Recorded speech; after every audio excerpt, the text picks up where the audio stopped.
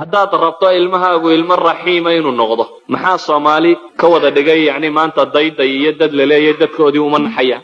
waxaan leenahay waa dad aan loo soo nixinayna markay yaraayeen waayo qofku tarbiyadu qaatuun buu hadhow sii gudbiyaa hadduu markuu yariye uu yahay qof loo naxariistay oo si fiican loo kobciyay isna hadhow dad baahan markuu arko uu ka naxaya laakiin markuu yaraa hadii la sii dhangadin jiray waliba isna wuxuu helaa hadhow hadduu xabad la helo waa inuu ku dhuftaa ma mashkila waayo isba waa la tumayay inuu isna qaar tuma dhibaato weyn ma tusaalaha kale aan bixinayaa wuxuu yahay tusaale naxariista ku saabsan nabiga calayhi salaatu wasalaam xadiidka saxiixaynku ay soo warinayaan Aisha ilaahay raalliha ka ahaadee baa waxay leedahay nabiga wuxuu dhunkaday Xasan iyo Xuseen waa laba wiil oo nabigu calayhi salaatu wasalaam uu awow u yahay oo inantiisii Faatima az-Zahra ay dhashay in adeerkii Cali iyo Faatima ay dhaleen Xasan iyo Xuseen intuu nabigu qabtay ayuu dhunkaday markuu nabigu labadan caruur dhunkanayo waxa la jooga nin saxaabiyo reer baadiye ah oo la yiraahdo Al-Aqra' ibn Habis at-Tamimi Aqra' ibn Habis waa nin reer baadiye reer miyigu had iyo goor waa taqaanino way yara adadagi dabeetana wuxuu ka yaabay labadan caruur ee nabigu dhunkanayay intuu sidaa weegayba wuxuu yiri anigu 10 wiil baan dhalay buu yiri waligay midna ma dhunkan wuxuu ninkan la yaabay nabigu labadan uu awowga u yahay ee uu dhunkanayo dabeetana wuxuu leeyahay anigu 10 wiil baan dhalayo 10 kaasi midna waligay ma dhunkan nabigu calayhi salaatu wasalaam intuu eegay buu wuxuu ku yiri man laa yarham laa yurham buu nabigu yiri war kaan naxariisan looma naxariisto buu nabigu yiri qofka aan naxariisan looma naxariisto riwaayadka qaarkood waxay oranayaan inuu ku yiri oo maxaan kuu sameeyaa haddii qalbigaaga ilaahay naxariista ka faa'iiday haddaad rabto ilmahaagu ilmo raxiima inuu noqdo maxaa Soomaali ka wada dhigay yani maanta dayday iyo dad la leeyahay dadkoodii uma naxaya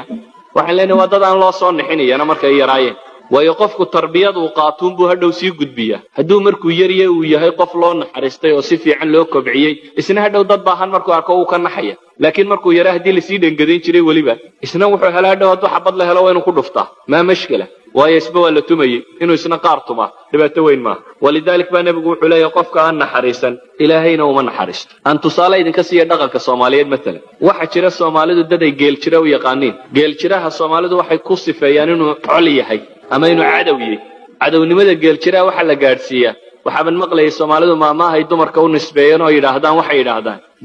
geel jiriyan ma aad garanayn bay ku macaanto kale haday jirto maamahdii hadaanay jirinba waxa ay sheegaysaa mas'alada tani geel jiruhu inuu qof aan laga naxaynin uu yahay maxay ku dhacay geel jiraha dhaqankooda waxa kamid ah ka ugu yar ayay faraan inanka yar 8 jirka ama 9 jirka geel lagu daray la yiraahdo la socdo ayaa waxa loo dhiibaa gudinta waxa loo dhiibaa hadhuubka waxa loo dhiibaa maqaarka waxay sitaan oo dhankaas ay dusha ka saaraan waa kii ugu yaraa maalin oo dhan waxa soo xambaarsan geelina uu la joogaa uu daba socda waliba waxa laga yaabaa haddii ay caruur kale oo geel jirayaal kale is helaan inta dhangad loo dhiibo in la yiraahdo ultama waa ultamaan ul isla dhaca waxa la leeyahay ninkan adadayga la baraya labadii yar yaraa ulba isla dhacayaan kii adigu aad wadatay haddii usha laga badiyo uu ooyo caawaad haddana dilaysaa marka ay isugu timaadaan xirigeesh ayaa markale la dilayaa la leeyahay maxaad ragga isaga celin weyd ilmaha caynka loo tarbiyeeyay markuu weynaado muxuu yeelayaa marka maxaa laga sugayaa isna tarbiyadu qaatay waxa weeyaan in aan la isu nixin waxa leenahay hadhow isaguna ku yare dambe lagu soo daro waa inuu wadadii uu isna mariyaade markuu isna weynaado hadhow geela keligii xirgeeyo ee islaanayeen yar ku soo dartay tiraada geela kula wado ka yar uu isna intii ka jaraya ka yar dambe lagu soo daro uu isna rarayaayo dhangadeynaya tumayaad idan waxa leenahay qofka sida loo tarbiyayay ku xidhan tahay mustaqbalka ummaddu sida uu noqonayo waxaan leenahay marka hadii la rabo in ilmo naxariis badan la soo saaro waa inuu noqdo guriga mid loogu naxariisanay markaan hadalka soo koobo waxaan leenahay ilmaha sidaynu ula dhaqmayno inaynu in badan ka fakarnaa waa inaynan xaqirin oo yaraysan waxa laga yaabaa ilmihiina marka guriga soo gashaan dadka bad sidoo u shaaba ama hooyada isageeyay aabuhu markuu soo galo